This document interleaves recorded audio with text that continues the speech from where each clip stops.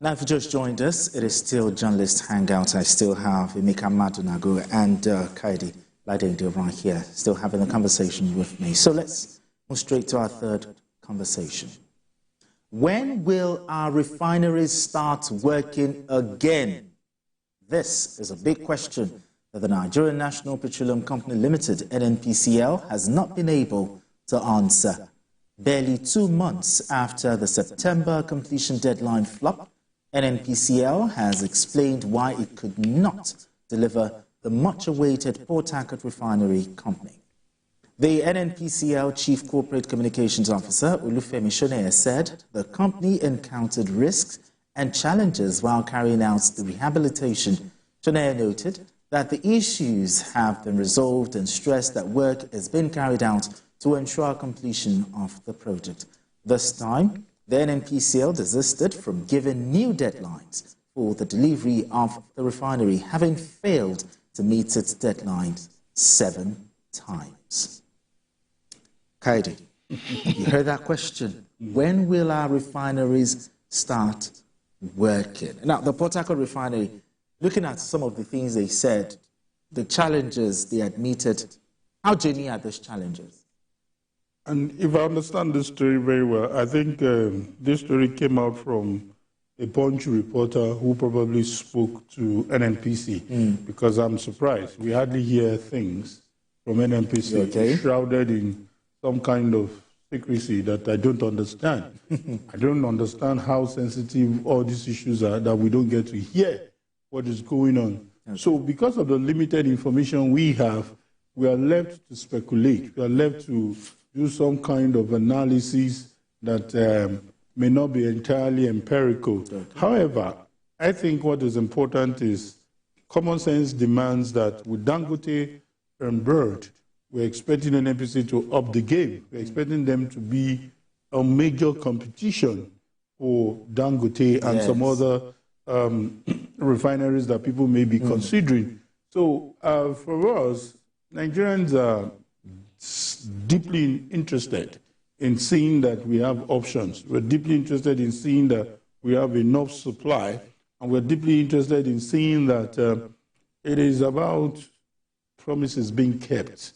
You know, like they said, they may not want to mention deadline again, but we would not stop talking about the fact that 7 times these deadlines have been mentioned.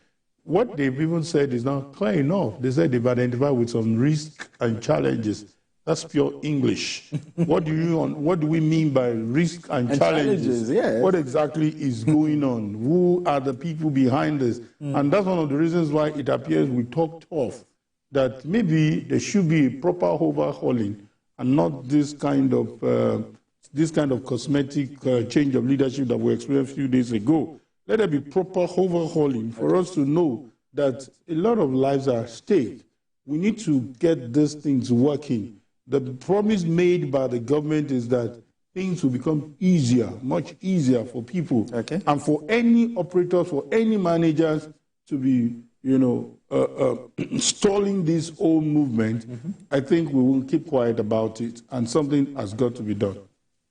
Something has got to be done. But looking at this, Emeka, is the truth finally coming out about the state of the Port-Harcourt Refinery? The truth, well, maybe finally coming out in form of reality to Nigerians. There was something, no, the NNPC, they've known from time. There was one word the NNPC spokesman used, the Femi Shoneye. He said the brownfield. What I call brownfield, yes. The brownfield. Go and research what brownfield means. It could mean decommissioned. It could mean a refinery that has obsolete technology. And the owners need to invest a lot of money to upgrade it. So it has Sorry? Modernization. That's a very nice word. Modernize it how? Dangote has built a refinery, 21st century refinery, the largest single-train refinery in the world. When was this one built? When were those refineries built? Brownfields are refineries that maybe by now should have been put to other uses. There's a petrochemical complex to it. So maybe, I think the better thing would just be merge the petrochemical complex with it. expand the petrochemical, just instead of throwing in more money, you know how much has been thrown in to TAMs, you know, turnaround maintenance, fluid catalytic converter that got burnt how many times? This one and this one. In 2021, there was another loan, $1.5 billion. Look, we're just wasting our money. The petrochemical side of refinery is working well. It's being managed by an Indian company. It's working well. It's producing all these things, some of this sachet, you know, the nylons used for sachet water. You know, so the thing is this, why not just expand it? Let's stop all this borrowing and throwing money. So in your opinion, yes, has the Port-Harcourt refinery turnaround failed? Yes. The turnaround should just be turning it around to expand the petrochemical aspect of it and let it now yield money for Nigeria. All the money that has been borrowed, let a management be put in. In fact, maybe it should be given to. I think we should forget about diesel coming out from there, petrol coming out from there. What quantity? What quantity? Can the quantity of petrol and diesel serve the Niger Delta? Can it serve even River State? What's the quantity of diesel?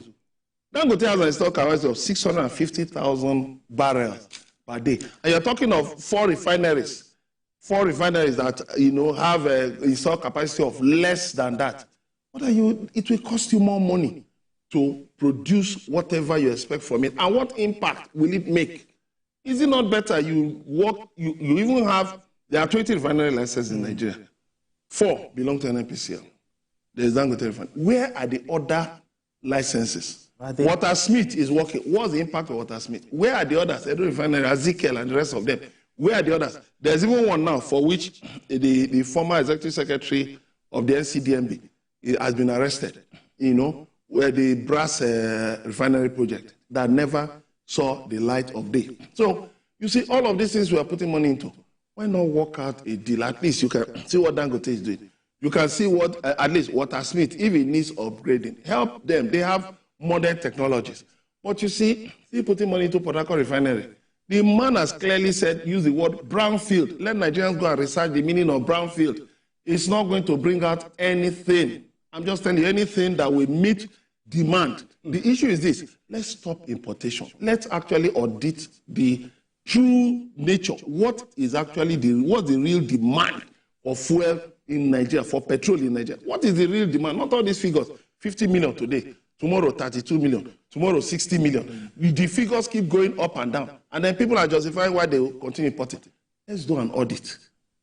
If there was regular power supply, I'll tell you, many people will not need to go to filling stations to buy fuel. And then if we had efficient public transportation, how many people will use their cars? Even our own people, Nigerians abroad, how many of them use their cars? I agree. You know, to commute to work and all of that. So let us adopt international alternative source of energy. Let's talk accountability and transparency of the NNPCL. Is it not time for the NNPCL to be transparent about this matter?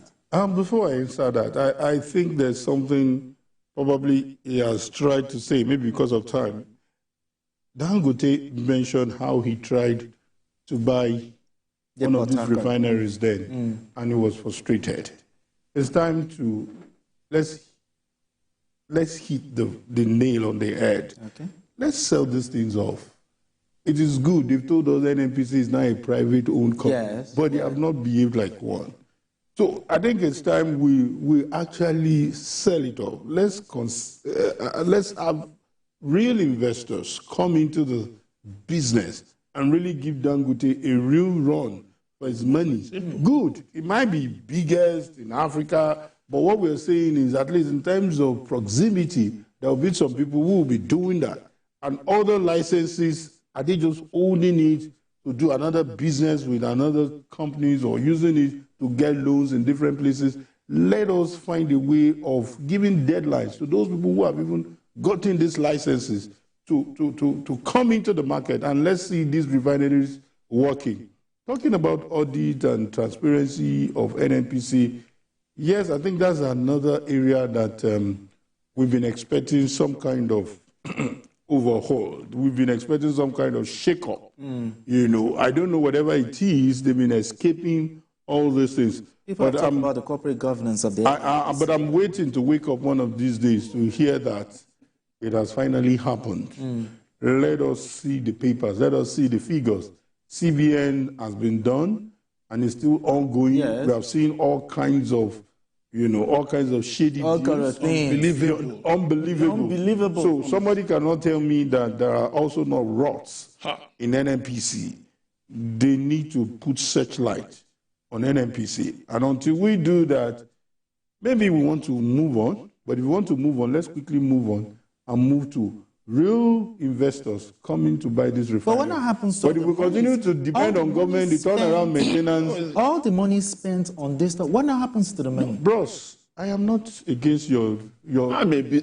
See, let me answer that question. I'm a businessman. Yes. You understand? Before you say NNPC is a private company, first of all, do a forensic audit. Okay. How much of government money has been put into NNPC? Now, if you have to ease Mele carry out, ease him out. Get a management and tell them, you see, this is government money, and it's got to be recovered. I'm giving you 2 weeks to draw up an action plan on how this government money is going to be recovered, because it's a loan to NNPC. It's not free money. That's true. So if part of the money has been spent on maybe buying suya for friends and all that, they will have to vomit it. Because we can't count it. No, listen to me. You get an action plan. This money must be recovered. You see, the problem in Nigeria is that government just, looks at a problem, you just throw money into it. There is no accountability. There are no KPIs to tell people that this money will come back. Whether it's coming back with interest, whether it's coming back with benefit, nobody just throw money away. It has to stop. So you have to tell them that this money, before they go private, this money has to be paid. Now, if you decide to fully make them private, maybe take them to a stock exchange, let that money be a stock. Emeka and Shegu. And they will pay. They will be given a timeline to pay. And let me tell you, NNPC will pay that money. See, I'll still push for carrot and stick. Okay. While we are using the stick to audit the system, let us take this thing away from government. Let us have private investors take over this. Otherwise, nothing will happen. And we'll talk about this in the next 2 years again. I don't want us to have a conversation about this in the next 2 years. All right, gentlemen, let's move straight to our final conversation. Communication is key to the success of any